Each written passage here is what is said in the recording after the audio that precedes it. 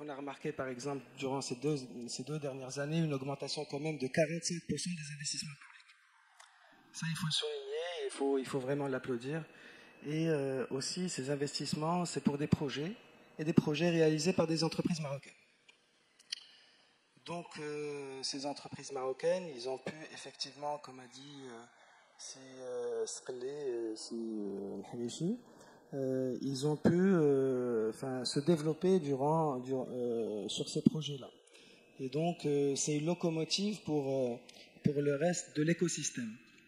Donc, c'est avec ces projets-là, et on remercie tous les maîtres d'ouvrage pour la confiance aux entreprises marocaines. Je pense qu'ils le méritent. On a ici la majeure partie des entreprises qui ont construit. On a par exemple GTM, il est représenté aussi. Il y a toutes les entreprises les plus grandes, ils étaient dans cette conférence, dans d'autres. Et donc, c'est vraiment une fierté. Maintenant, je pense que, voilà, on a pu réussir des challenges. C'est bien.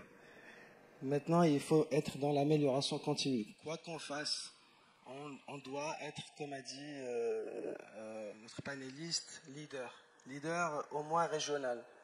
Même si on est très performant, on a des entreprises fortes, mais c'est toujours pas assez.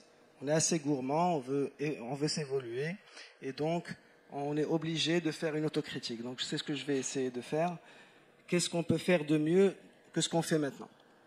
2 points essentiels. Premièrement, la formation. La formation, elle est très importante. Bon, la formation pour les cadres des entreprises. Déjà, on a dans le système marocain le diplôme à vie. Je pense que cette notion, elle est abolie.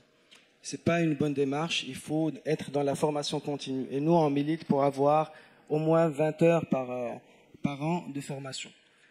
2, la digitalisation. Donc j'ai vu dans les exposés l'utilisation du BIM. Effectivement, on a parlé dans d'autres conférences de l'importance de ces projets-là pour adopter la technologie. Parce qu'on parle de BIM, donc réaliser le projet d'une manière numérique avant de le réaliser. Qu'est-ce que ça veut dire? Ça veut dire anticiper toutes les erreurs. Ce qui impacte directement le coût de construction. À noter que le leader mondial, si on parle d'un point de vue international, c'était durant une grande partie du siècle dernier, c'était Bouygues, et ils ont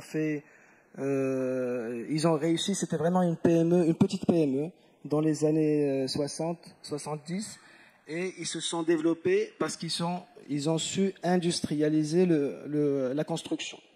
Donc, ils faisaient la construction d'une manière graphique, donc ce qu'on appelle les méthodes. Donc, ils faisaient tous les projets d'une manière 2D, et ils donnaient ça aux mains d'œuvre et tout ça, et ils maîtrisaient le temps unitaire. Et c'est ce qui a fait que l'entreprise est devenue, en même pas 20 ans, leader mondial. Donc, maintenant, avec la technologie, tout ça, il est vraiment accessible. Et on remercie les maîtres d'ouvrage parce que c'est vraiment, ils tirent surtout public, moi je parle des maîtres d'ouvrage publics, on les remercie énormément parce qu'ils tirent l'écosystème vers le haut. Donc voilà. Ok, merci beaucoup, Serge.